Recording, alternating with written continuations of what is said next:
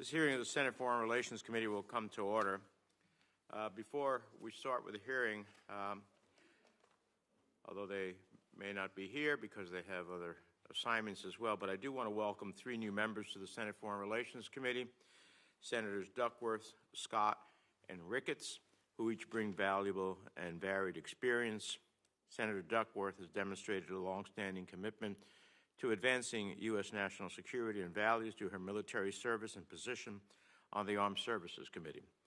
And it's a pleasure to be joined by Senator Scott, who serves also as a ranking member of the Banking Committee, which is where he is now, of which I sit on, as well as Senator Ricketts, who served as governor of Nebraska. We look forward to working with all of our new colleagues on China and other critical issues the United States faces around the world, and we warmly welcome them to the committee. Inside the barbed wire fences of China's concentration camps, guards force Uyghur detainees to sing patriotic songs praising Xi Jinping, to drown out screams from torture, rape, and forced sterilizations. Show them, quote, absolutely no mercy, Xi said in a secret speech which was leaked to the New York Times. For many years, Chinese leaders' focus was directed inward. But that is no longer the case, as we saw with the recent spy balloon passing over the United States, a blatant violation of our sovereignty by a country that claims to be a responsible actor. Either this was a huge mistake by some entity within the Chinese government, or it was a test of our resolve by Xi. If it was, he got a clear answer. Whether it was the cancellation of Secretary Blinken's bilateral visit to Beijing, or the debris recovered from the bottom of the Atlantic, the U.S. response should settle any question of our resolve to stand up to such brazen violations of our sovereignty. We responded with strength, and I believe that is the way you deal with Xi. We have to remain vigilant because Beijing is reaching beyond its borders, spreading authoritarian values by exporting high-tech surveillance tools to any dictator that wants them, wielding influence at international institutions like the United Nations, so Xi can block debate on critical issues and avoid scrutiny. And China has made huge financial investments across the world, from ports in Sri Lanka to railroads in Kenya to bridges management and logistics in the Panama Canal, each adding to Xi's leverage over nations who find themselves heavily indebted to China and unable to push back on Beijing's demands. This puts pressure on countries committed to democracy, like Lithuania, when they took steps to deepen their unofficial relationship with Taiwan. And we think about our own posture in the world, we must recognize that China has also invested heavily in proactive diplomacy. China now has more diplomatic posts than any other country. Chinese diplomats are on the ground, making the case for China's values, pushing for Chinese investment, and the United States isn't keeping up.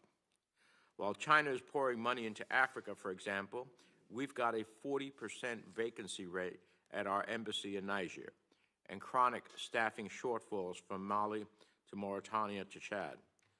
So Secretary Sherman and Dr. Ratner, let me be clear. I am planning a robust agenda in Congress, in this particular Congress, and China will be a big part of it.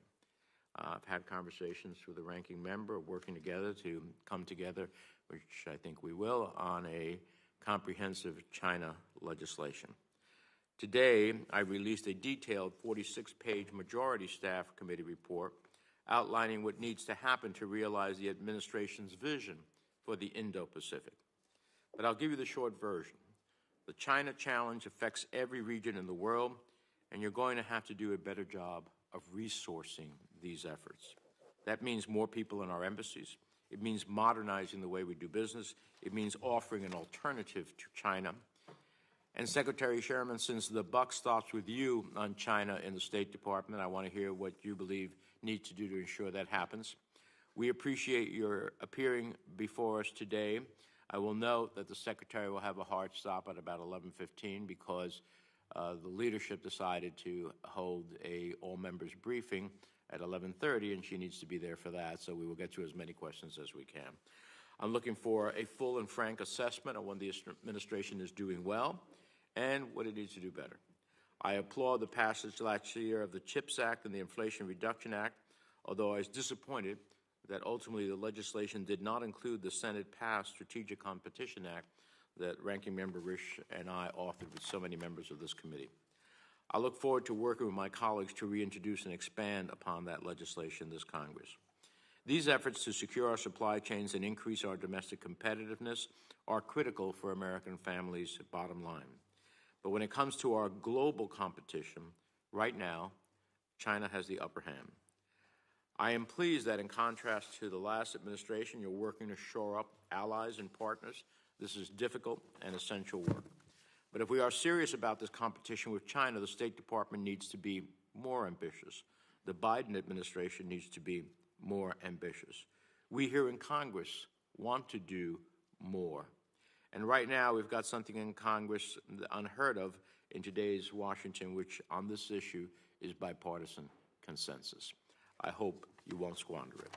Because while you've laid out a compelling vision on paper for what we need to do, it doesn't seem to me that we have an equally ambitious resourcing strategy to make it happen. The State Department you inherited is simply not postured for a global competition with China. And it's harder for us to argue for more resources or authorities if you're not out there arguing for more yourselves. The United States has to step up and defend democratic values, not just the might of our military, but the power of our diplomatic persuasion. And I expect you to make the Senate, and this committee in particular, a partner in this effort. With that, let me turn to the ranking member for his opening remarks. Well, thank you, Mr. Chairman. As we all know, for a long time, the China challenge was foremost on our minds.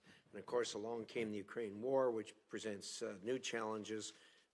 But having said that, we can't take our eye off the ball either, since China is, I think we all agree, the challenge of the 21st century.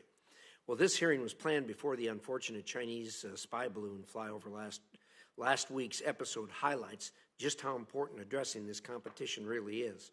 China messed up publicly, but this only highlights what it has been doing behind the scenes for years. Every country around the world should take note, because the Chinese will do this to other countries also. Secretary Blinken's trip postponement was a good step, but I hope, Deputy Sherman, that you will shed more light on where we go from here. This was an egregious assault on U.S. sovereignty, and obviously it requires a response, and it requires a plan going forward. Another note, I am concerned that the administration still does not consider Congress a true partner on China, I believe. I've heard about a lot of briefings and phone calls from reporters and think tanks since last week regarding the balloon incident, but the outreach to the Hill was slow and sloppy at best. I have said for years that we, Republicans and Democrats, the executive and legislative branch, have to work together if we are going to confront what China is doing. Without that, we will not be successful. The first place, and this is not a partisan issue, this is truly an American issue and a bipartisan issue. The first place where we should demonstrate resolve is through better support for Taiwan. Nothing is more urgent than ensuring Taiwan has the capabilities and training to deter Chinese aggression. If we do not help them prepare now, we may all pay a much higher cost later. Another priority this year will be oversight of the implementation of the Taiwan Enhanced Resilience Act, signed into law last December, but it was not adequately funded in the appropriations process. I was very disappointed in this. The Biden administration said over and over again that it supports security assistance to Taiwan. However, it did nothing to advocate for Taiwan during the appropriations process. Similarly, this committee and Armed Services Committee has asked the administration last summer for a prioritized list of Taiwan's military needs. Despite repeated requests, we still do not have that list. Beyond Taiwan, we must counter the CCP's malign influence both in the U.S. and abroad. I expect to hear about how the department addresses issues like influence in universities, Chinese police stations here in the United States and in other countries, and corruption. I also hope to hear that the administration is going to counter the flow of Chinese fentanyl into the United States via third countries like Mexico. Steps we take domestically, of course, matter, but China actively avoids actions that could reduce the supply of chemicals that are illegally sent to the United States. Various parts of the U.S. government, including myself, have asked the Chinese government to take basic steps like passing a Know Your Customer type law. The CCP's response? that it won't cooperate until we remove a Chinese scientific institute from the entity list, and that we should just tell U.S. citizens not to do drugs. The Chinese government's tacit endorsement of this massive drug trade is just not right. Also, we need the Chinese do more to alleviate human suffering in the U.S. and abroad on this very important drug issue. Finally, I want to highlight legislative priorities. As the chairman has already stated, the chairman and I have met and discussed at length our ideas on China. China is certainly our high priority in this legislative session as we go forward. And we're going to have a joint bill, we hope, to be introduced, and of course that will include parts of the Senate bill in 2021 that we passed, the Strategic Competition Act. The chairman and I have already discussed collaborating on China legislation this year, and I look forward to working with him on that. Also, we have the Econ Act that was previously introduced and probably will be part of what we put in our joint bill. With that, we have a lot to cover, and I thank you, Mr. Chairman. Thank you, Senator Risch, and we do look forward to working together on this. Our witnesses today are Deputy Secretary of State Wendy Sherman, Assistant Secretary of Defense for the Indo-Pacific Security Affairs, Dr. Ely Ratner. I understand that Deputy Secretary Sherman provides some brief opening remarks, as will the Assistant Secretary. Both will be available to answer any questions we may have. I'll remind members again that there is an all-senators classified briefing on the PRC surveillance balloon scheduled at 11:30 immediately following this hearing. That is a setting which our witnesses may be better able to answer some of your questions on the balloon specifically, although this hearing was called well before the balloon incident, and it is focused on broader China policy. With that, Secretary Sherman, why don't you begin? Chairman Menendez, Ranking Member Risch, distinguished members of this committee, thank you for the opportunity to testify today. Please let us add our welcome to the newest additions to the rostrum, Senators Duckworth, Scott, and Ricketts. I and this entire State Department looks forward to working with you. Before we address our main topic, I just want to make one quick comment about the deadly earthquake in Turkey and Syria. The numbers of those lost keep rising. Our hearts ache for the families and communities devastated by this tragedy.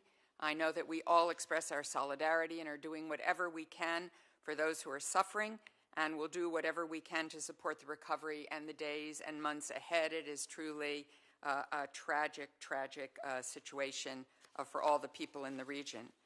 Now to the subject at hand, the People's Republic of China. The geopolitical challenge, quite frankly, that will test American diplomacy like few issues in recent memory, and I associate myself with both the comments of the chairman and the ranking member about the challenges that we face.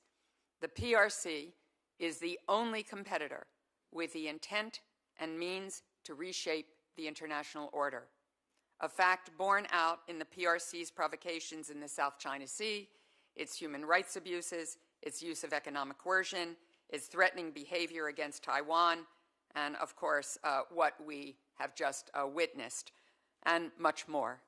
Last week, the American people saw the latest example of that reality after the U.S. government detected, closely tracked, and shot down the PRC's high-altitude surveillance balloon that had entered our territorial airspace in clear violation of our sovereignty and international law.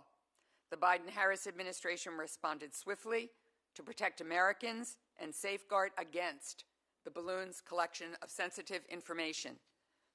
We made clear to PRC officials that the presence of this surveillance balloon was unacceptable, and along the way we learned a thing or two, which you'll hear in the classified briefing, about the PRC's use of the balloon.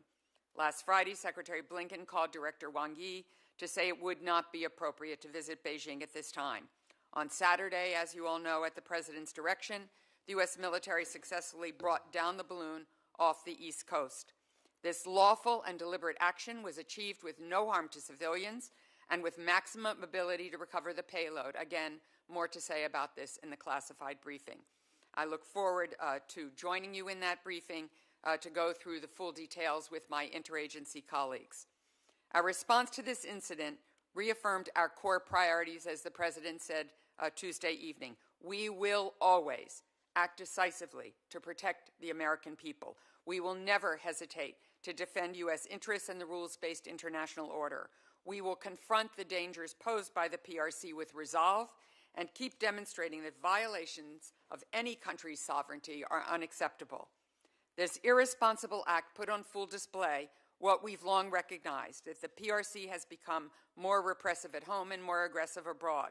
It reinforced the need for us to double down on our strategy: invest, align, compete.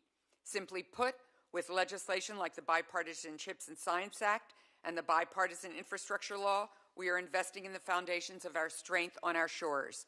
We are also modernizing our work at the State Department, as the Chairman has implored us and the Ranking Member to do, to mobilize our embassies and resources to take on this challenge, particularly through the China House, which we stood up with your support in December.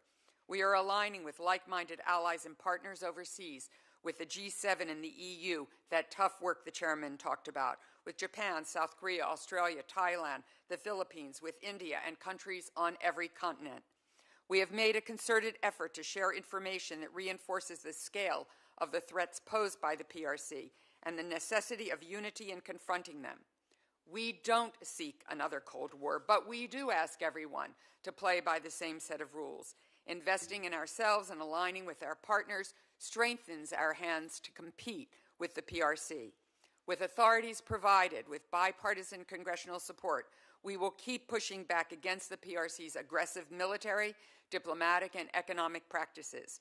We will continue to oppose Beijing's unlawful acts in the South and East China Seas, hold accountable those involved in human rights violations in Tibet and Xinjiang, support the people of Hong Kong, and do everything possible to bring home unjustly detained Americans. If I may, Mr. Chairman, I'd ask for just a few more seconds for my opening remarks. We will continue to warn the PRC against providing military support to Russia, crack down on PRC entities engaged in harmful activities, and address the PRC's transnational repression, including, as the Ranking Member mentioned, the overseas police stations designed to restrict the rights of Chinese diaspora. Almost done. We will continue to prevent the PRC's exploitation of U.S. technology to enable its own military modernization. We will continue, and I'll be glad to answer questions about working for peace and stability across the Taiwan Strait. We may remain committed to our long-standing One China policy and oppose any unilateral changes to the cross-strait status quo. Our policy has not changed. What has changed is Beijing's growing coercion.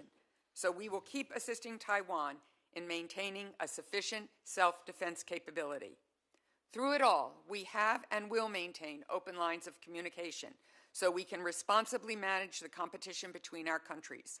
We do not seek conflict with the PRC. We believe in the power of diplomacy to prevent miscalculations that can lead to conflict. We are ready to work together where areas of cooperation are vital for our own interests, from climate and public health to food security, narcotics, and more. Anywhere it can enhance U.S. interests and global peace and security. As President Biden said in his State of the Union, quote, "Today we're in the strongest position in decades to compete with China or anyone else," adding that, quote, "winning the competition with China should, as the Chairman and the Ranking Member has said, unite all of us. With your bipartisan support, with the resources approved by this committee, as the Chairman has challenged us on, we will stand unified in the face of this challenge." Thank you very much, Mr. Chairman. Thank you. Secretary Ratner. Chairman Menendez, Ranking Member Risch, distinguished members of the committee, thank you for the opportunity to testify on U.S. policy toward the PRC. The National Defense Strategy rightly identifies the PRC as the Defense Department's pacing challenge. This is because, as articulated in the administration's Indo-Pacific strategy, the PRC is, quote, "combining its economic, diplomatic, military, and technological might as it pursues a sphere of influence in the Indo-Pacific and seeks to become the world's most influential power," end quote. China's military is central to these aims. In fact, in recent years, the PRC has increasingly turned to the PLA as an instrument of coercive statecraft in support of its global ambitions, including by conducting more dangerous, coercive, and aggressive actions in the Indo-Pacific region. In contrast to these revisionist goals, today I would like to provide an update on the steps we are taking with our allies and partners to advance an alternative vision of a free and open Indo-Pacific, a vision that is widely shared throughout the region and the world. In particular, I would like to highlight the steps we are taking, first, to strengthen our alliance capabilities, second, to develop a more distributed and resilient force posture, and third, to build stronger networks of like-minded allies and partners. Let me underscore the Department's view that today our deterrent is strong, and that these efforts will play an essential role in sustaining and further strengthening deterrence in the years and decades ahead. I'll say at the outset that 2023 has already been a groundbreaking year for U.S. alliances and partnerships in the Indo-Pacific. First, as it relates to alliance capabilities, with Japan, we have expressed our support for Tokyo's decision to acquire new capabilities that will strengthen regional deterrence, especially counter-strike capabilities. Under AUKUS, we remain encouraged by the significant progress we've made on developing the optimal pathway for Australia to acquire a conventionally armed, nuclear-powered submarine capability. Additionally, we are making significant investments in our defense ties with India to uphold a favorable balance of power in the Indo-Pacific, and we will continue to fulfill our commitments under the Taiwan Relations Act and its principles, which include providing Taiwan with self-defense capabilities and maintaining our own capacity to resist any use of force that jeopardizes the security of the people of Taiwan. Second, on force posture, DoD has recently announced major upgrades throughout the region that will make our force posture more mobile, more distributed, more resilient, and lethal. In December, with Australia, we announced several new force posture initiatives that increase our capabilities across a range of domains in Australia, including U.S. bomber task force rotations, fighter rotations, and future rotations of Navy and Army capabilities. Weeks later, the United States and Japan announced the first U.S. forward deployment of a Marine littoral regiment to Japan. And just days ago, Secretary Austin was in Manila, where the United States and the Philippines announced 4 new EDCA sites at strategic locations across the country. Third, on networking. Despite PRC efforts to divide the United States from our allies and partners, DoD is focused on developing a constellation of coalitions to address emerging threats. That includes enhanced trilateral cooperation with Japan and Australia, and with Japan and the Republic of Korea. It also includes our work in the Indo-Pacific with ASEAN, AUKUS, the Quad, and European allies. In closing, as I have done before, I'll conclude today by noting, as you did, Mr. Chairman, the powerful bipartisan consensus that has emerged around the China challenge and the commensurate need for the U.S. government to focus its time, energy, and resources on the Indo-Pacific region. It is my enduring belief that we should be vigilant in preserving and advancing a bipartisan approach, which will remain fundamental to our ability to compete effectively against the PRC. Thank you for your time and attention today, and I look forward to your questions. Well, thank you both. We'll start a series of 5-minute rounds. We'll go as long as we can. Let me start off, Madam Secretary. You know, I view the China challenge as a multidimensional issue. It's not simply a simple economic competition, security, cultural. It goes across so many different dimensions and in so many different parts of the world. So, and I look at that multidimensional challenge, and in my view, it's no secret that I believe that our diplomacy and resourcing lags when it comes to meeting China's investments in diplomacy. So I'll be asking OMB and the administration to significantly staff up if we want to meet the challenge. This is a huge dimension of what we need to meet. But how is the department looking at making sure that its operations and resourcing, particularly through staffing and personnel expertise, are sufficient to meet the diplomatic challenges we face with an increasing influential China around the world? Thank you very much, Mr. Chairman. Could not agree with you more that the scale and scope of the challenge is enormous. And as a result, the Secretary of State asked me to take special responsibility, as you pointed out, for the organization. And I want to thank this committee and the Congress for supporting us in launching what is the China Office of Coordination, better known as China House in the Department. This is really a new matrix organization that is not just a rearrangement of the chairs at the State Department, but rather a way to make sure that we have a multidimensional, multi-domain awareness, integration of everything we're doing around the world. That we not only have an integrated strategy towards China, working with the interagency as well, but every single mission around the world has a bespoke China strategy.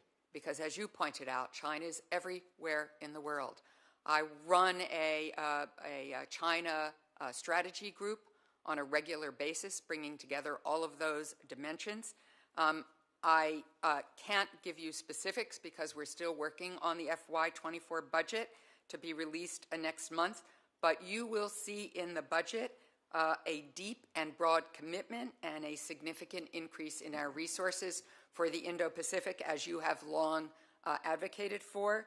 In the FY23 budget, our foreign assistance reached $1.8 billion, a 50% increase from just 7 years ago. So yes, I would agree with you. We are not where we need to be yet, but I believe we are changing our approach. To give you one specific example, in the Indo-Pacific, in the Pacific Islands, where quite rightly China has positioned itself, we have taken a very new and bold approach, again, with bipartisan support. We just opened an embassy in the Solomon Islands. We are working on posts, and we'll be announcing them soon, in Tonga and Kiribati. We are returning the Peace Corps to that part of the world. So every single place we have a bespoke approach. We are following through on those strategies, and we are working on the resources to match that ambition. I look forward to seeing the budget proposal as a pursuit of that. Here's another dimension when we talk about multidimensional. The PRC is pursuing new and alarming ways to influence and control the United Nations, including attempts to curtail or defund UN efforts to improve its human rights system. Recently, in the UN Budget Committee, the PRC led efforts with Russia to slash budgets for several key human rights investigative mechanisms. How is the department pushing back against their systematic effort to subvert the ability of the United Nations human rights systems to confront abuses in China and beyond? I think it's a very important point. It's why it was important for the United States to be able to rejoin the Human Rights Council and to engage in a much more effective way at the UN. You're quite right. The Chinese operate in the UN system very effectively for years. They have put people in junior positions, which you simply can sign up for financially, and put people into slots, and then those people move up the chain in the UN system. Our UN ambassador, Linda Thomas-Greenfield, is very engaged in looking at all the ways that the Chinese have penetrated the UN system and figuring out with our International Organization Bureau ways to challenge all of that. But I quite agree with you. We have a lot of work to do. Not to want to copy too many things from the Chinese, Sure. but we could definitely take a lesson from their page book. They have systematically, methodically implemented their people in a way that ultimately leads them to have influence and a wide variety of cross-section of the UN. And that's not the only place. World Health Organization, I could go Yes. on. Finally, what is the administration doing? Chinese imports of Iranian oil have exceeded 1 million barrels per day over the past 3 months. That relationship is mutually beneficial. Tehran gets to export its oil despite U.S. sanctions, and Beijing receives a steep discount. What is the administration doing to increase the cost on China for helping Iran evade U.S. sanctions? How does it plan to make a measurable dent in Iran's oil exports to China and others, such that Iran is not reaping the benefits of steady oil prices? Excellent question. I don't have a full answer for you today, Mr. Chairman, but I will get back to you on that. What I will say is that we are working on sanctions evasion, including by seeing what's happening to tankers around the world and taking actions that we can to interdict and stop those oil shipments and to sanction those companies that are undermining our sanctions regime around Iranian oil. But I agree with you. This is a problem. Well, I look forward to hearing back from you and the administration. Listen, you don't hide 1 million barrels a day for the last 3 months and not know it's out there, and it's happening largely with impunity. So multidimensional China challenge, here's another one, but it also involves Iran, which is also part of our target. We should be doing much better. Senator Risch. Thank you, Mr. Chairman. I want to pick up on a point that the chairman raised, and that is we're all aware, you two and the department is, of the intrusion of China all over the globe. Different countries, different entities. The chairman mentioned the UN. They've got a particular target for the UN to get involved there in every nook and cranny that they can. One that concerns me is they're doing a similar thing here in the United States at the colleges and universities, and that went on for years, pretty much under the radar, with most people not knowing what was going on, in the form of what they called the Confucius Institutes on these campuses. And now, first thing that happened is it stopped. Universities quit adding them, and now they're actually dismantling them, and there's getting to be less and less. Having said that, the Chinese now, instead of going through the Confucius Institute, are buying chairs in the various departments, or they're funding research in places like that. And again, this goes widely unreported, and occasionally it rears its head, as we saw when we had a confirmation from a person from the University of Pennsylvania, and I was staggered by the amount of money that China is putting into these universities. They're not doing it out of the goodness of their heart or to see that our universities are doing a good job. What kind of program, what kind of effort do you have in that regard to monitor that and do what's necessary to unwind that? Because it's when this happens, there is no doubt that those colleges and universities are going to get soft on China. They just are. Money has a way of doing that. So your thoughts on that, please, Wendy. So thank you, Senator. As you point out, after peaking at 100 Confucius centers in 2018, there are now only about 15, and so putting a spotlight on these issues is very critical to putting pressure on universities to understand what's happening and what they're doing. So I greatly appreciate the work that was done by this Congress and by the State Department to put a spotlight on the Confucius centers. In addition, we are, in fact, doing the same thing, putting a spotlight where, in fact, there are other things you mentioned in your opening statement, police stations that are being created. One was closed down in New York when I was in Europe recently. In every capital where I know there are police stations, I've raised this issue. And putting a spotlight on this, asking governments, asking universities to take a look at what they're doing is critical. I do want to make one point, though, which I think we all have to be very careful of. We think that people-to-people exchanges are important. This Congress, on a bipartisan basis, has supported over the years people-to-people exchanges. We have, I think, over 290,000 Chinese students who come to American universities. We are very careful about looking at visas and making sure that in strategic departments where it might influence or create a problem for our national security, we do not have those students come, but it is very important that we not close down these people-to-people exchanges. On the other hand, we only have about, I think, 385 Americans who are studying in China, and we probably need to do something to increase the number of Americans who are willing to study in China. And the final thing I would say is we all know that anti-Asian American hate has increased. And we have to be very careful as we put a spotlight on China that we not increase hate against Asian Americans. It has led, as we have all seen, to horrifying circumstances in our country, and we need to make sure that doesn't happen as we, in fact, crack down on exactly the kind of things that you've outlined, Senator. Thank you. Thank you. I appreciate those thoughts. We've asked for that list about what the Taiwanese are asking for. Do you know anything about that? Or is that in your wheelhouse or not? What the Taiwanese are asking for in what sense? In materials, military materials. Oh, sure.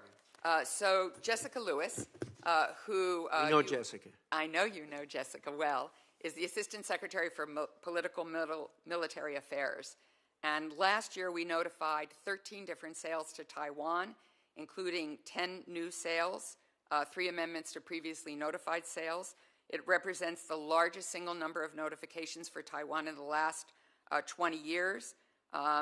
These included F-16 munitions, spare parts for the Taiwan Air Force, Army and Navy's existing capabilities, and continued support for Taiwan's radar program. Since 2010, we have notified Congress of over $37 billion in arms sales to Taiwan, including more than $21 billion since 2019. We think this is quite critical. We believe we need to help them in asymmetric weapons capabilities, help them train and integrate their reserves, make sure that they have mobile and agile systems. And this is what Jessica is very focused on to make sure that Taiwan has what it needs. I don't know whether Dr. Ratner would like to add something from the defense point of view on this. Briefly, because my time's up.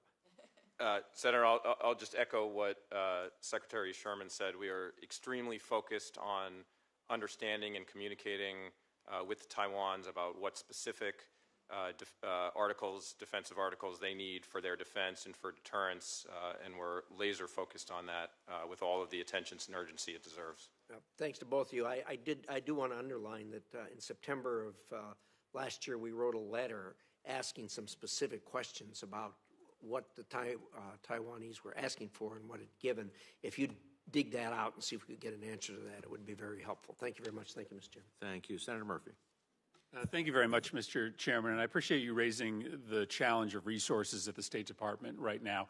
A quick example of how this plays out in reality. Prior to the pandemic, I was in Dublin, and our embassy there told me that in the lead up to my visit, there had been a dramatic infusion of Chinese diplomatic personnel to their embassy there. The reason was there was a pending telecommunications tender in Ireland at the time, and the Chinese were able to send in literally dozens of individuals to help Huawei compete. Now, we were represented in our embassy by a very capable defense attaché, but we didn't have the ability, as the Chinese did, to be as nimble in making sure that we are supporting our efforts to make sure that it is Western companies and Western technology that is ultimately being able to keep pace with Chinese technologies. Just yet another example about how our resources just don't match Chinese resources now, and I appreciate the chairman for making that a priority. Try to sneak in one question for each of you. Wanted to talk to you, Secretary Sherman, about the challenge of fentanyl. We saw in 2019 that things changed. China had been the sort of primary driver of illicit fentanyl and related equipment into the United States. China made some decisions internally, and the pace of that trade changed, but it just moved. All of a sudden, the precursor and the equipment was moving to Mexico. We had a collaboration with China that we don't have today, and it hasn't resumed since the president's meeting with Xi. Can you talk about how we can rebuild this cooperation, if cooperation is indeed the way to go, and what practical effect did the 2020 designations of a few forensic institutes and laboratories in China have on our ability to work together on this challenge? Senator, I suspect that every single one of us knows a parent who has lost a child to an overdose. I certainly do. This is an incredibly high priority for the President, as you heard in the State of the Union, and an incredibly high priority for Secretary Blinken, and certainly will be when he does get back to meeting in Beijing, which we will do when we think conditions are right. This will be a topic of conversation. Previously, as you noted, the PRC agreed to impose class-wide controls on fentanyl in 2019, which brought direct shipments to the United States to almost zero. But we still continue to see PRC precursor chemicals, which are quite concerning, being used in illicit fentanyl production. And as you noted, we are now seeing fentanyl come in through Mexico. we have engaged not only Mexico, but other countries to put pressure on China and other countries where there are precursor chemicals, not only fentanyl, but methamphetamine and other illicit synthetic drugs. This is a really terrible problem. We are taking a laser focus on organizing an international effort to stop this. Thank you, Madam Secretary. Secretary Ratner, a short question for you. Recently, U.S. Air Force General Mike Minihan suggested in a memo to his troops that my gut tells me we will fight China in 2025. I hope I am wrong. This kind of rhetoric around the U.S.-China relationship, it undermines rather than furthers our goal of avoiding war. We want to be ready for conflict, but our goal is to avoid war.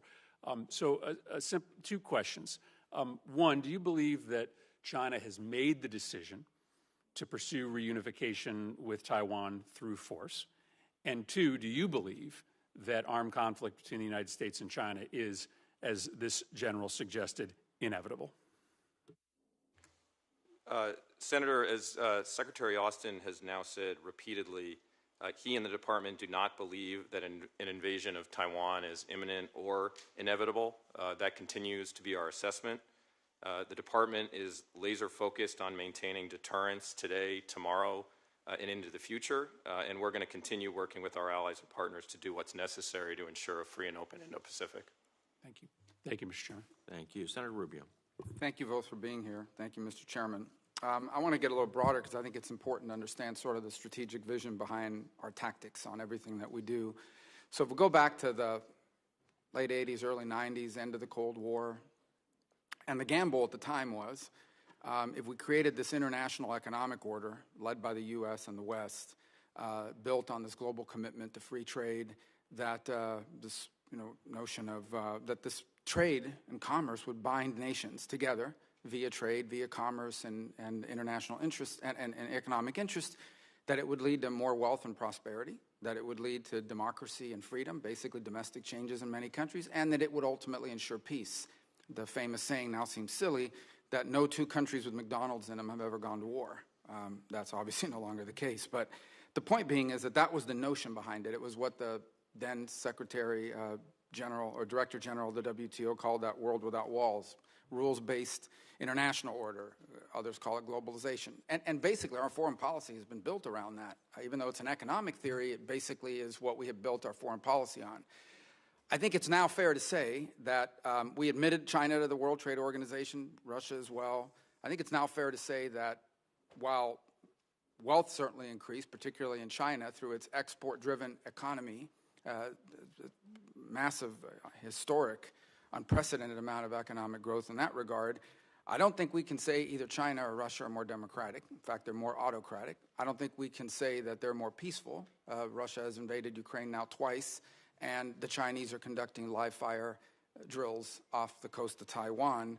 So I think it's fair to say that gamble failed, and we have now to enter. And I think the president actually hinted at some of that in his speech the other night, and we're now entering a new era. What is that new era? What is our vision now for that world in which not just the global international order and world without walls did not pacify or bind nations, but in fact have now placed us into situations where autocracies, through a joint communique, are openly signaling that we need to reject Western visions of democracy and the like.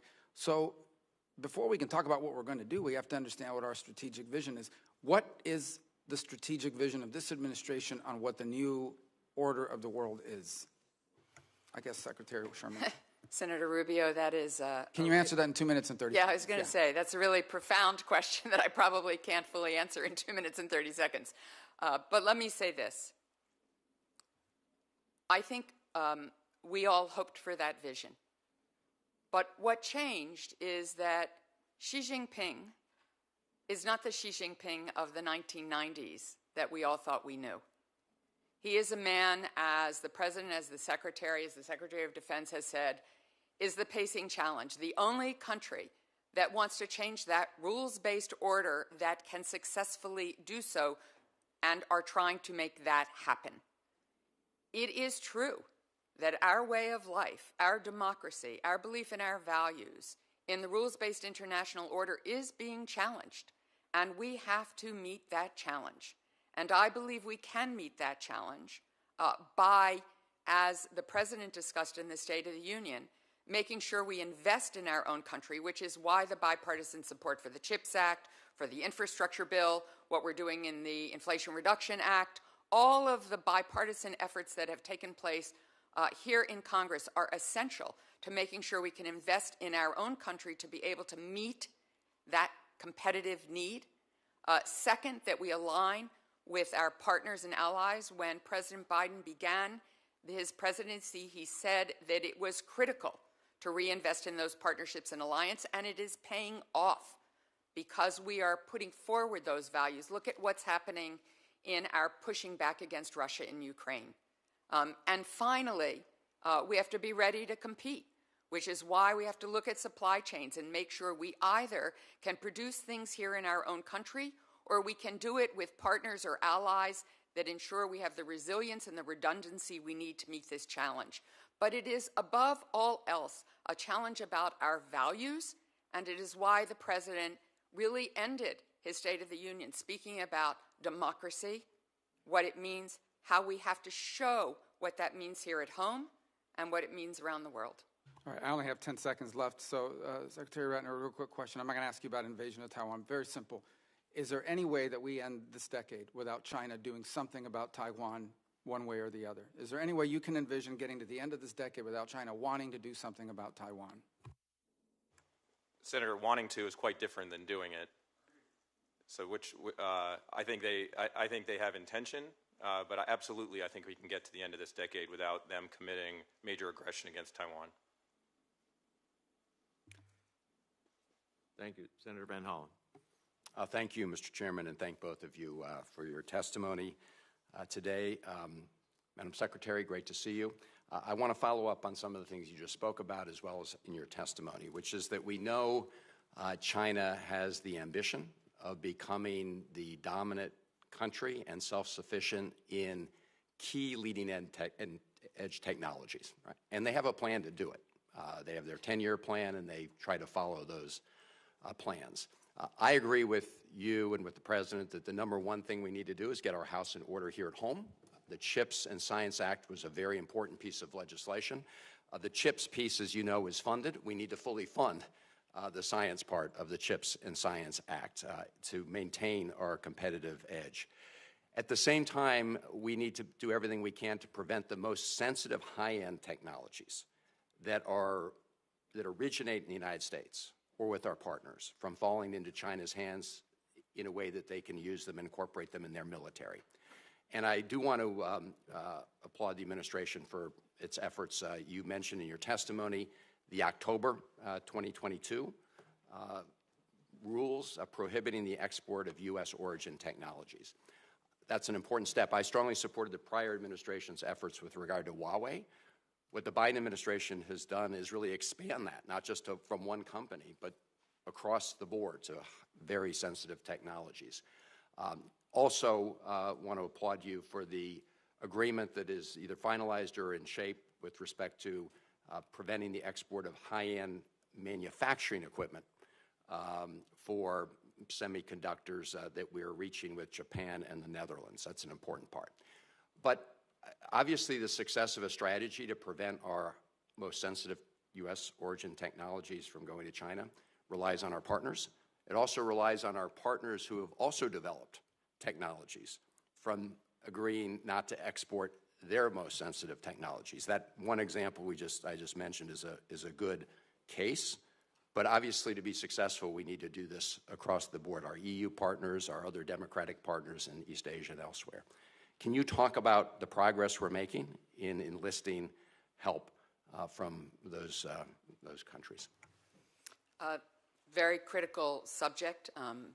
Thank all of you for your support when it comes to what we've done to make sure that sensitive technologies here don't find their way to China. I think we are also looking at a pilot potentially on outbound investment as well of sensitive technologies, and that's something that we are continuing to discuss, and we'll consult with all of you on Capitol Hill before we go forward, should we go forward, but I think it's important. Early on, my first trip as Deputy Secretary of State was to Brussels to launch the U.S.-EU China dialogue. Out of conversations, we also began Indo-Pacific consultations with the EU. We've made a lot of progress in that regard. I think we are really together in a way we have not been before on China writ large, on Taiwan specifically, which was a topic that the EU didn't want to talk about at first, and now it's in every document, whether it's the G7 or the EU or NATO. China is now a strategic component of every discussion that we have. The TTC, the Trade and Technology Council, that's led by the Secretary of State and the Secretary of Commerce, is laser focused on technology. The Secretary and his modernization of the State Department, with your support, bipartisan support, has stood up a cyber and digital policy bureau and an emerging tech envoy, because we understand this arena is the future. So I think we're making good progress with allies and partners around the world, but it is very painstaking work. Yeah, but critical. Well, thank you. No, I appreciate the recognition of the urgency of this matter, and I know you're working on it because getting this right is key to the success, right? If you're trying to prevent the export of key technologies, one hole in the boat can ruin the whole enterprise. I do want to mention a bill that I authored with former Senator Ben Sass called Protecting U.S. Intellectual Property, that gives the executive branch many more tools to go after those who steal U.S. technologies. A report is due on that in 180 days, so look forward to receiving that from you as another part of this strategy going forward. And look forward to another case. The critical minerals piece, obviously, is another big piece in supply chains, but I am out of time. Thank you, Mr. Chairman. Senator Hagerty. Thank you, Mr. Chairman. I'm going to move quickly. We've got a lot to cover here. Deputy Secretary Sherman, my first question is going to be directed to you, and welcome. The 7-day Chinese spy balloon incident was one of the most visible, persistent, and egregious violations of U.S. sovereignty in airspace since the 9/11 terrorist attacks. It was shocking for me to see in real time the Chinese spy balloon fly with impunity over the states that are home to some of America's most sensitive military and nuclear weapon sites, including my home state of Tennessee. But the Chinese Communist Party is also responsible for less visible but nevertheless deadly violations of American sovereignty that are taking place every day. I'm talking about China's exportation of fentanyl chemical precursors. The CDC found that over 100,000 Americans died of drug overdoses in 2021. The vast majority of those deaths, over 71,000, are deaths from fentanyl.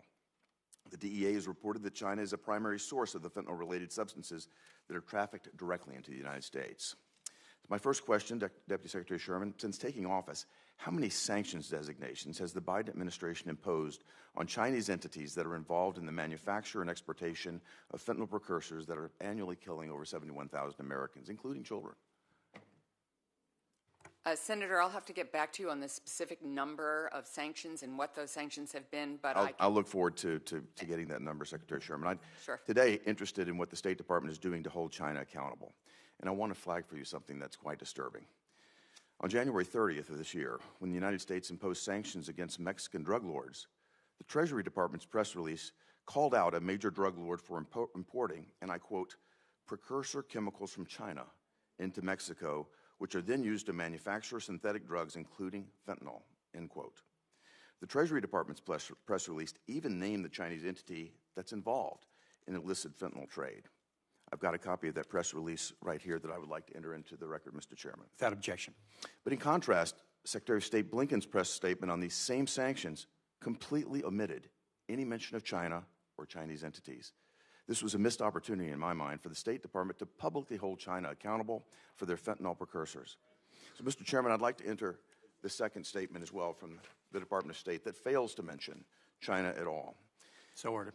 Deputy Secretary Sherman, why did the State Department omit any mention of China in the Secretary of State's press release statement on the fentanyl sanctions against Mexican drug lords?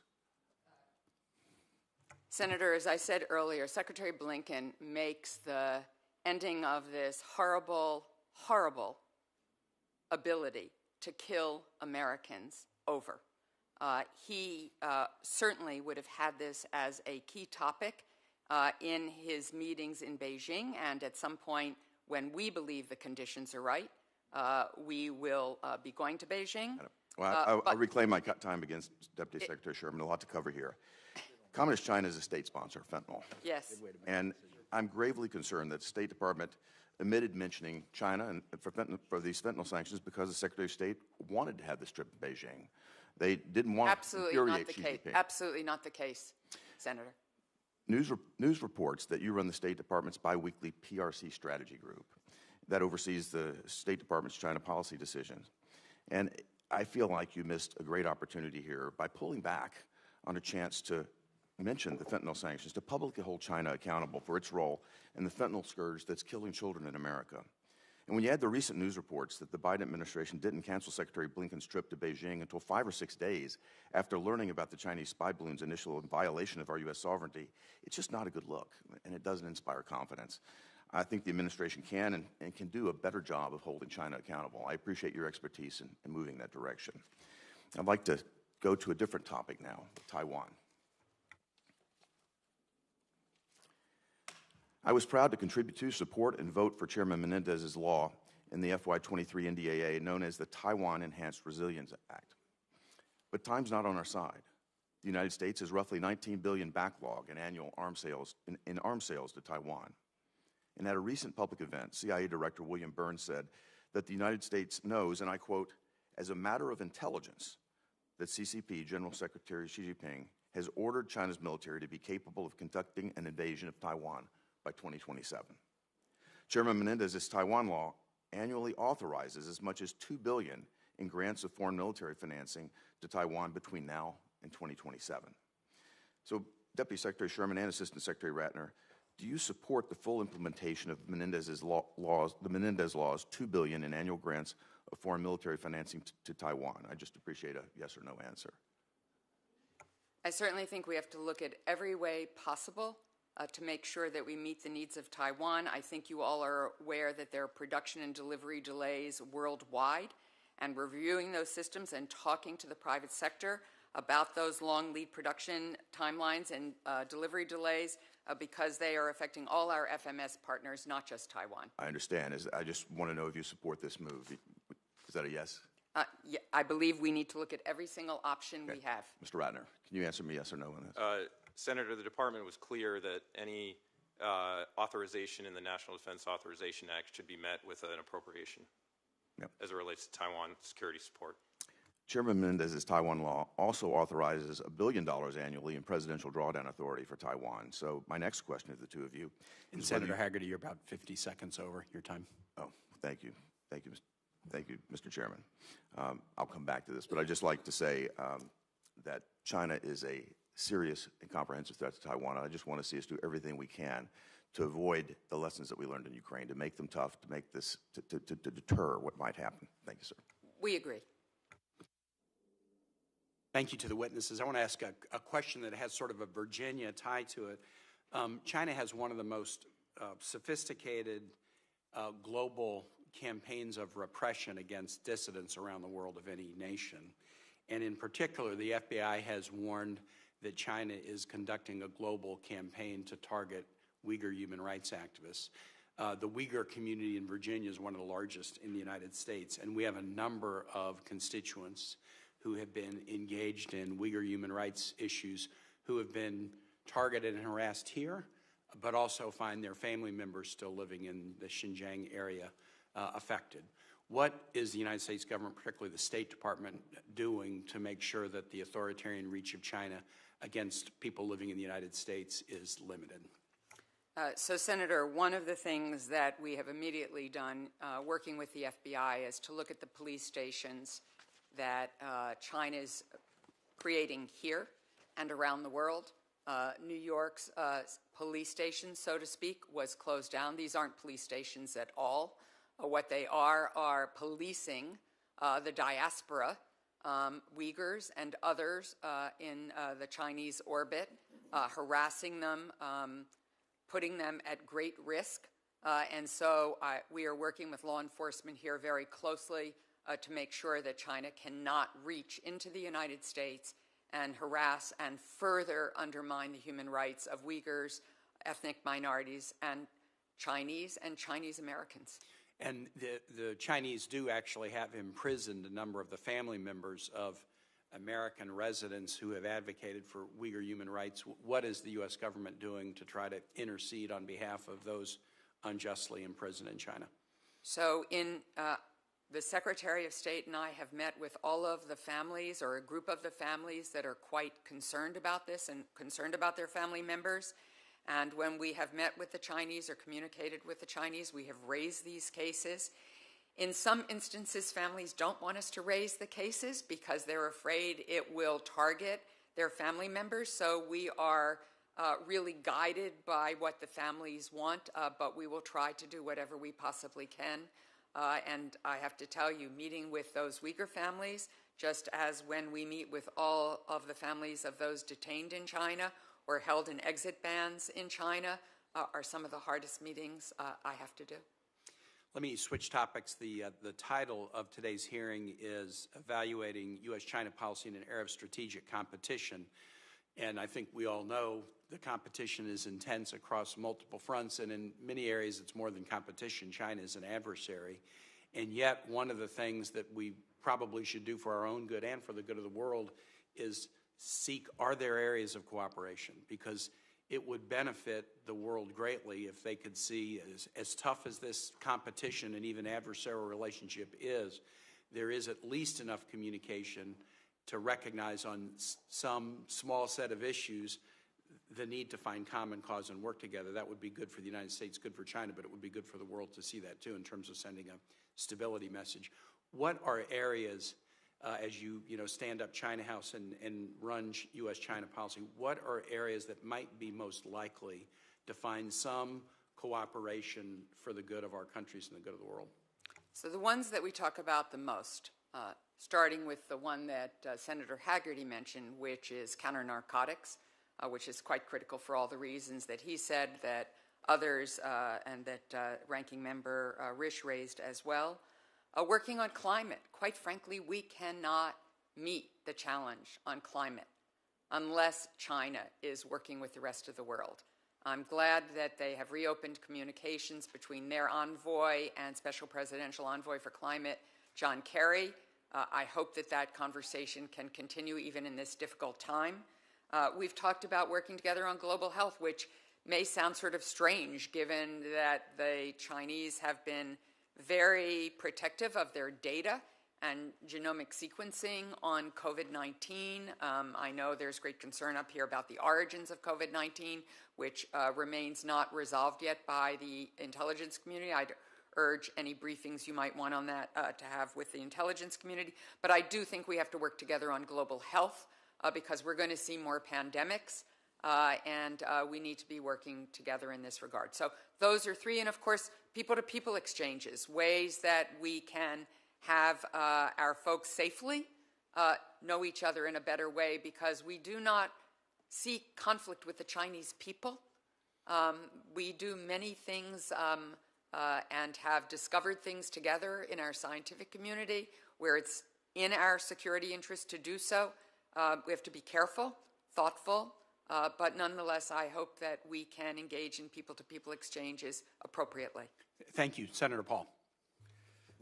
Ms. Sherman, it's estimated that between 5 and 18 million people died from COVID-19 worldwide.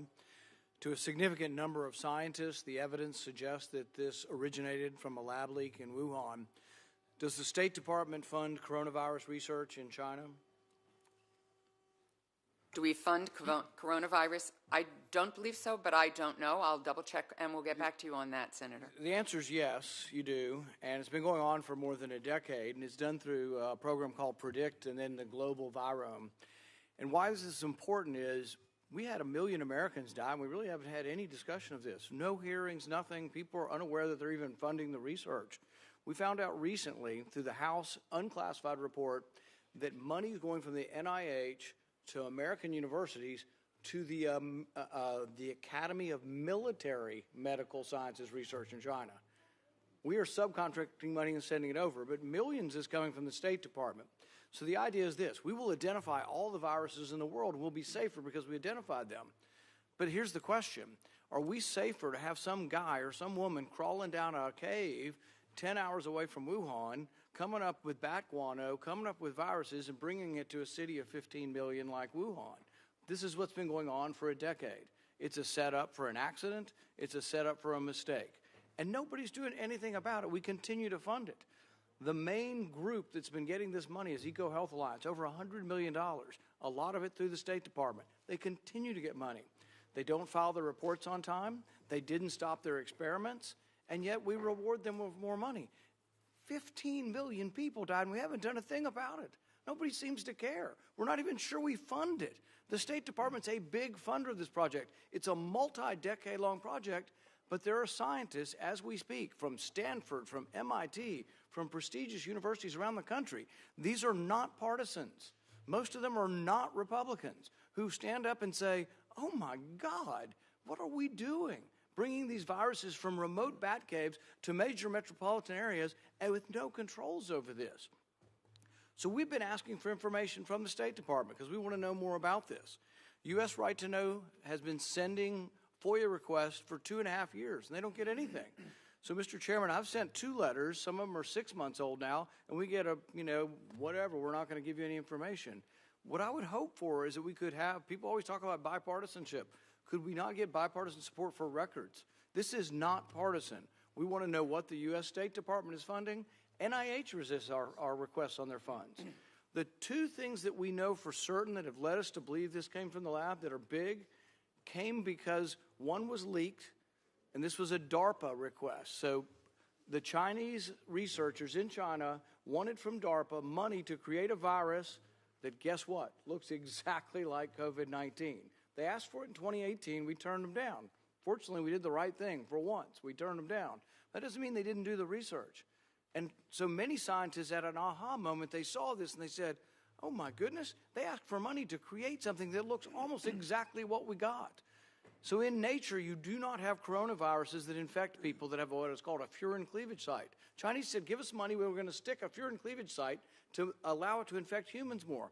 We found out that not because you let us know, or not because the NIH let us know, they still resist.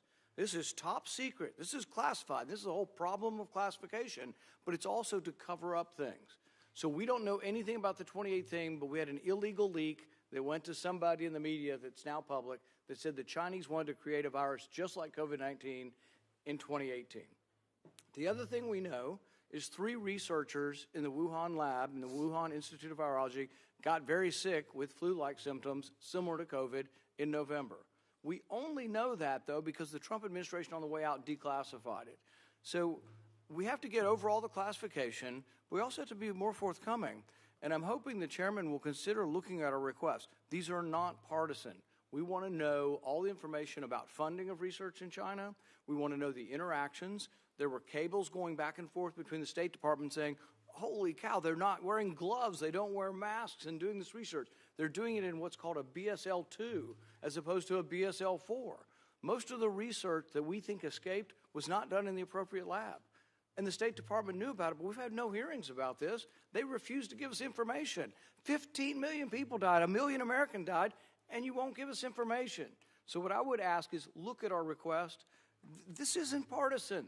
This should be about discovering the origins of this. The scientific community is about 50-50 now, and I would hope that we suspect the Chinese of not being honest and withholding information, but it's sad that the U.S. government is withholding information from its representatives. I'll take back your request again, Senator. I would urge a briefing perhaps in a skiff with the intelligence community on this, because as you know, there is not a single view about this particular set of issues, but I understand your desire to understand what occurred. We're asking you for unclassified information that you hold, not intel. I understand that. Senator Merkley. Thank you very much, Mr. Chairman, and welcome to both of you, and thank you for the work that you're doing. I want to echo Tim Kaine's concern about transnational repression. The Congressional Executive Commission on China which I chaired the last 2 years, has done a lot of work on this, and it's just been such an expansion. I just want to mention people like the American citizen Rushan Abbas, whose sister, a Uyghur doctor, continues to serve a 20-year sentence for the crime of participating in a terrorist organization, meaning that she's being retaliated against because her sister here in the United States is an advocate for human rights. And I do not see how we can tolerate a relationship in which the Chinese are targeting American citizens. Now, they're not the only ones, but they are the biggest perpetrator of this, and every other country is looking at this and going, can we adopt this model as well? And I know the State Department, Secretary Sherman, is taking this seriously, but I want to mention a couple things. One is that there has to be a sense that other diplomatic efforts with China all have to involve saying this transgression against people in the U.S. is a red line. And I just don't feel we've elevated it to that. Second of all, I spoke with the FBI about creating a particular tip line specifically for transnational repression, or specifically from China, because the FBI wants people to call their general tip line, and then they've been referred to a most wanted tip line. And it's like, no, you've got to have people who speak Chinese, who understand the culture, who understand this history, who we can circulate that connection where they know that they're going to have an experienced individual on the other end of the line who can work with them and not get them into more trouble, not endanger, if you will, their folks, their relatives back home more. But if we want to truly understand the scope of what China is doing, we have to have much better feedback from the Chinese community, and we're not going to get it through just a generalized FBI tip line. So I just wanted to mention that and say I think this is something that I'd like to persuade the department to pursue, that I think would be helpful in understanding the scope and starting to address it in an effective manner. And I'll just pause and see if you'd like to share any comment on this. So thank you. We quite agree that transnational repression is a terrible, terrible situation for so many. And as I mentioned earlier, the Secretary of State and I met with families here in America who are concerned about their Uyghur families abroad, as well as the fact that families are repressed in Xinjiang because of advocacy by family members here in the United States. And we raise these issues with the Chinese in every appropriate meeting that we can. We are working hard to shut down so-called police stations, which really go after the diaspora here and Chinese-American citizens. So I think your suggestion about the tip line will certainly go back to law enforcement. We work very closely with the FBI, which shut down the police station in New York. These are very tough issues, but I understand your concern for them. It's quite horrible. We are absolutely not going to get a sense of the scope of the problem if people are directed to some generalized criminal line. That does not work. You can't publicize that among the human rights community and have people trust it or feel. Secretary Ratner, I wanted to turn to military deconfliction with China. And deconfliction is extremely important when you have tensions with another country. We went all through this for many years with the Soviet Union over concerns, especially the risks of nuclear war. But we can't have deconfliction if the other side won't pick up the phone. How are we doing in deconfliction? And I assume we have some recent evidence from having responded to the balloon over the United States. Senator Merkley, thank you for your question. It's a really important one, and Secretary Austin has said repeatedly how important it is that we have open lines of communication between the United States military and our counterparts in China. That is because we need to communicate our priorities. It's because our militaries need to be having serious conversations about strategic issues like space and cyber and nuclear weapons. All very important, but my question is, how are we doing on that? How are the Chinese responding? Are they open to it? Have we built better lines, or is it really still a big problem? It remains a problem, Senator. We have, Secretary Austin has met with his counterpart face-to-face, both at the Shangri-La Dialogue last year in Singapore and again in Cambodia in November. However, over the last several months, the PLA has continued to view the mill-mill relationship as something that they turn on and off to express displeasure with other things that are happening in the relationship. We think that's really dangerous. We continue to have an outstretched hand, including immediately following the downing of the balloon, and unfortunately, to date, the PLA is not answering that call. Thank you. Thank you very much. As I had announced earlier, we're going to, at some point, have to close the hearing a little early because of the joint briefing that will take place, at which the Secretary has to be at.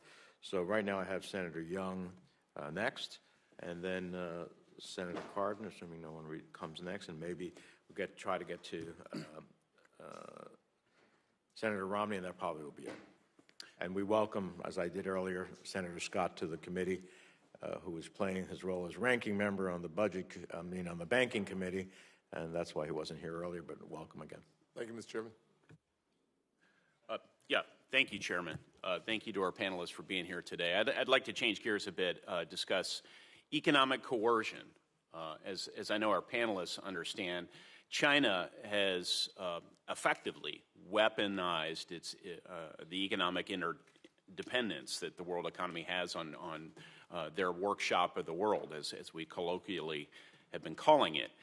They've been intimidating multinational firms, denying market access in retaliation for even mere utterances from world leaders, and engaging in all manner of other activities to apply pressure, especially to smaller island nations throughout the Asia-Pacific.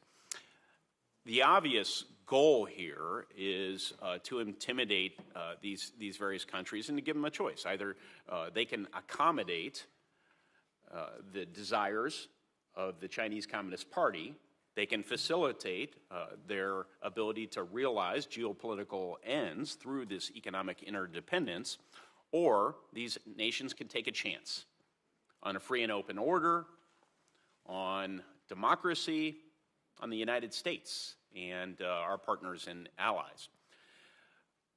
China's not the only offender, not the only country to try and weaponize economic interdependence. We saw Russia do this in the lead up to the invasion of Ukraine last year with weaponization of the oil and gas dependency of Europe. And so what is the United States doing? I know we're attempting diplomatically to deal with this.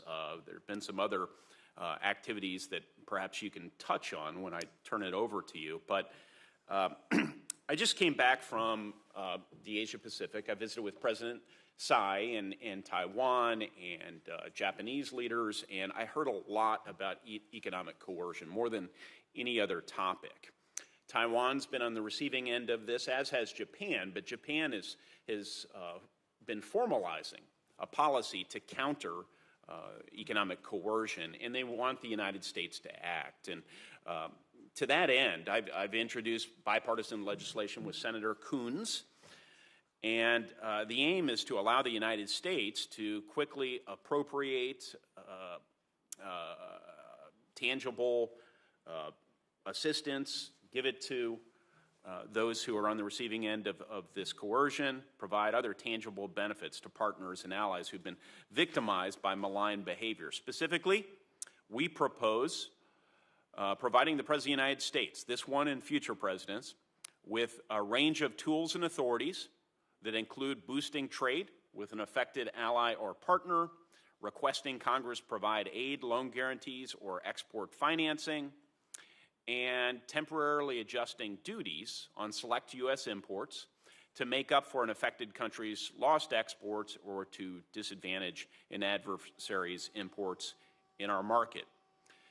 Now, crucially, we also call for coordination of all these activities with our economic partners and allies. The G7 meeting will be held in Japan, in Hiroshima, in May. This will be item number 1 on the agenda, and I commend Prime Minister Kishida for making this a priority. My sense is the administration is on board with this approach, and I'm complimented by that, and we're going to have more of my colleagues joining this effort as well. Deputy Secretary Sherman, it seems to me, based on everything I just said, that we don't have sufficient tools to properly deal with these coercive activities. Do you agree with this assessment, and very briefly, why?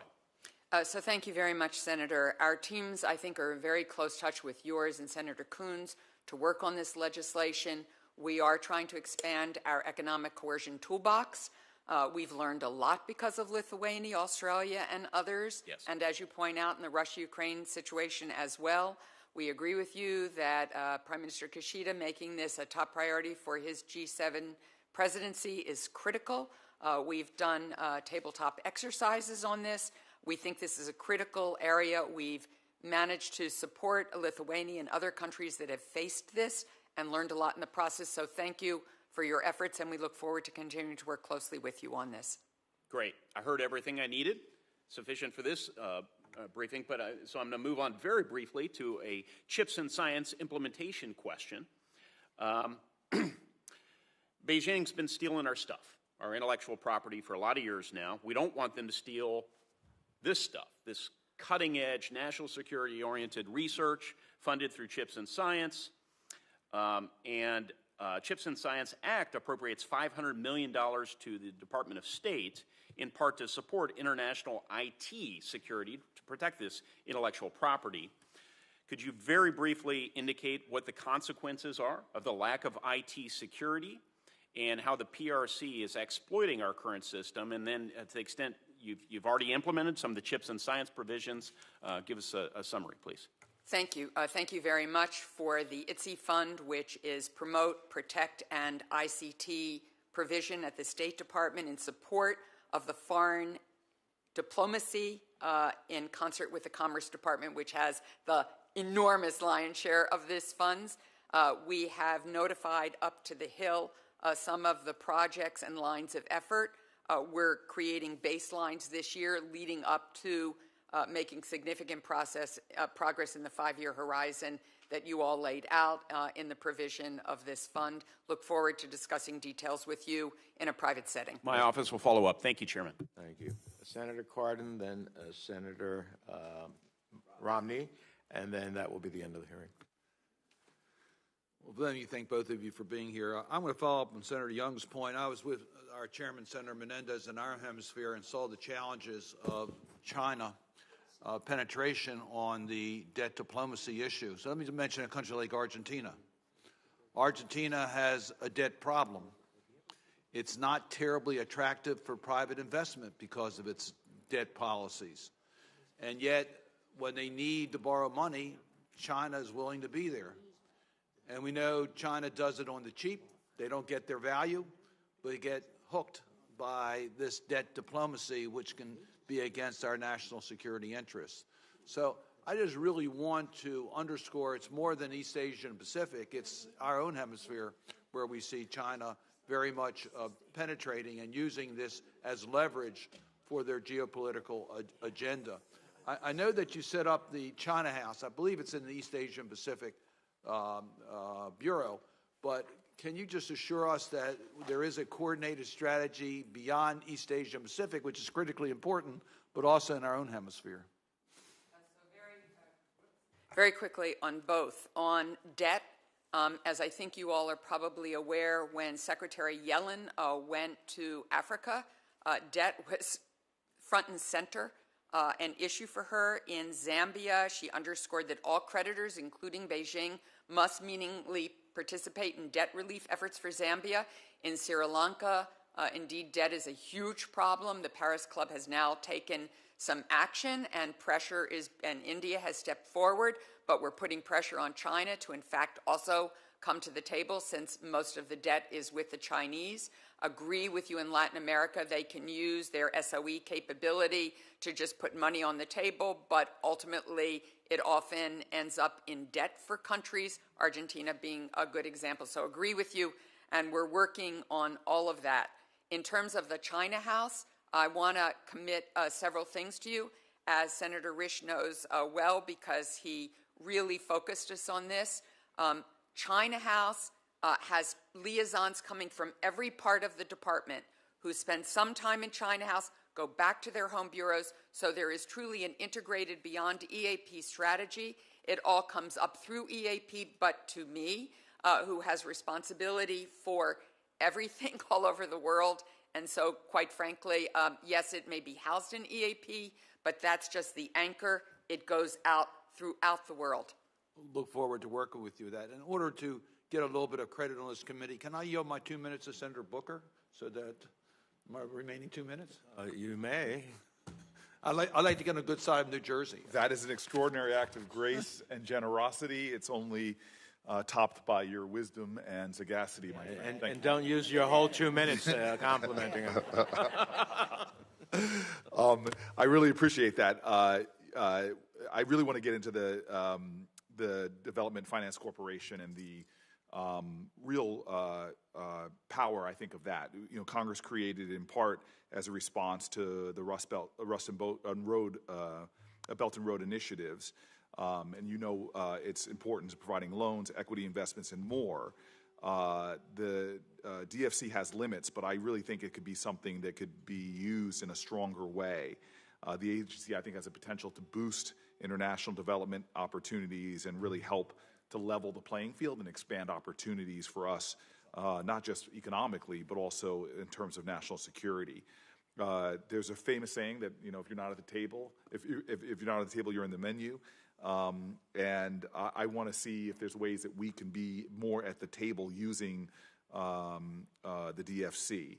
And so I'm wondering, things like the DFC, the Millennium Challenge Corporation, can we use this to really expand our toolbox, not just for economic opportunity, but economic diplomacy?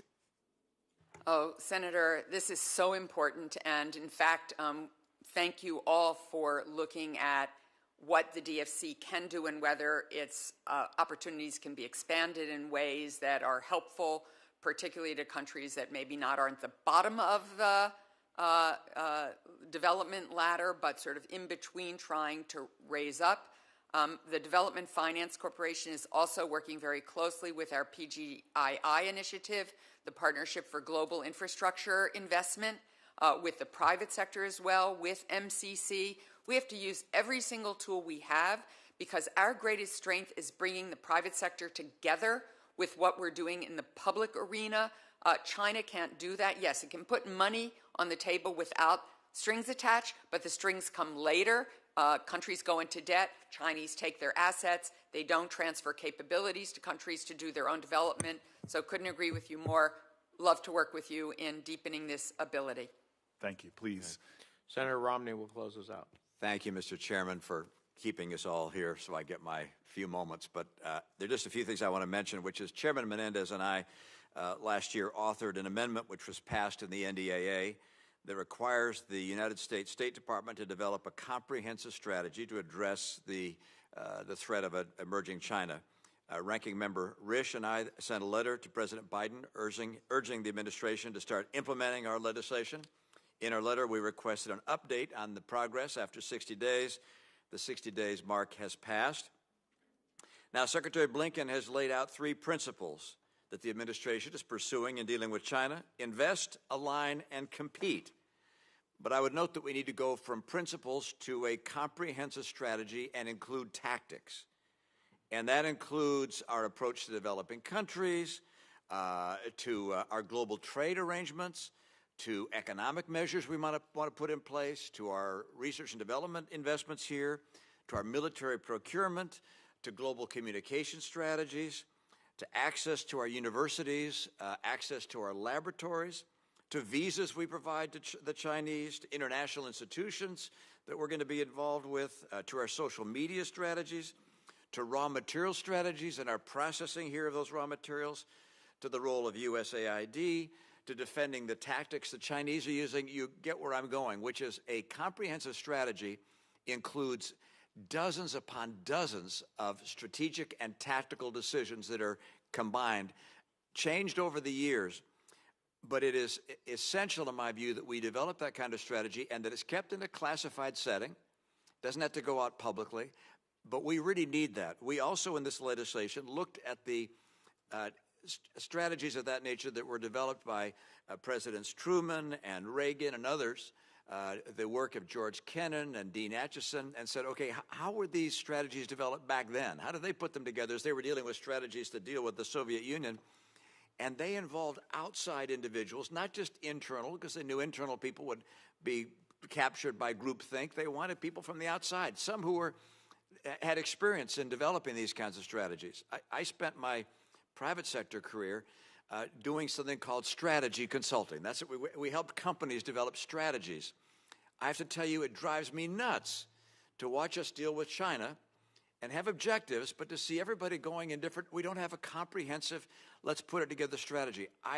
The legislation, which Chairman Menendez and I submitted and was passed, calls for bringing in an advisory panel of outside experts.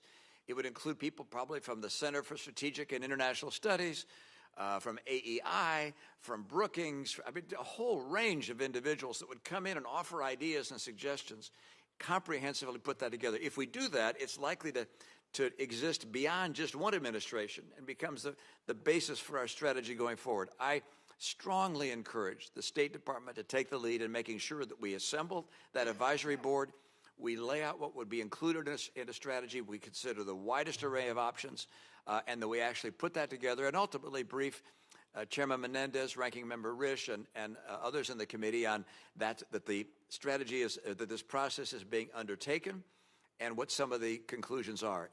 I think it's essential. I'm going to close off with that comment. I'm not going to ask for a response. You have to run to another briefing, and I'm not going to hold you up from doing that.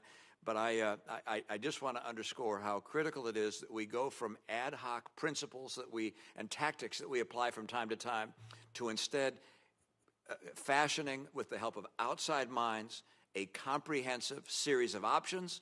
We select the option that is our strategy. We move on that basis. Not doing so, in my opinion, will leave us in something less than the leadership position we so desperately need to preserve our freedom and prosperity. If I may, Mr. Chairman, Senator, we agree with you. We are, in fact, working on every one of those tactical areas that you identified, every single one. Bringing them together and doing the deep work on each one is incredibly time-consuming, but we are doing that work. The Secretary does have a Foreign Affairs Policy Board. We have an International Security Board. I will take back your idea that we have an ongoing China-focused council, which we don't have a specific, though we do consult with outside consultants and outside experts on a constant basis. The Secretary did so in his run-up to the potential trip he was making to Beijing, which we postponed. But I think all of the areas that you laid out are absolutely ones on which we have to be laser-focused and bring together those tactics into an integrated strategy. That is what we are working on doing, and having every single mission around the world have a bespoke strategy for their country, because every country is different, and China is present in every single one. Thank you. Thank you, Deputy Secretary. Thank you. Well, let me just echo Senator Romney's view, which is why I joined with him in the amendment and which is why it is law now. So I think, Madam Secretary, maybe one of the benefits of hearing your answer would be a more in detail opportunity in some briefing, to share with members who are interested about exactly how you're going about and the universe that is being advised. So I just want to echo Senator Romney's concerns. Senator Paul has asked that his 2 letters that he referenced to be included in the record without objection. It shall be included. This record will be made open to the close of business tomorrow. I'd urge our witnesses to answer questions. I know I will have some that I did not get to with some degree of specificity. With the thanks of the committee for both of your appearance here today, and looking forward to seeing you at the intelligence briefing, this hearing is adjourned.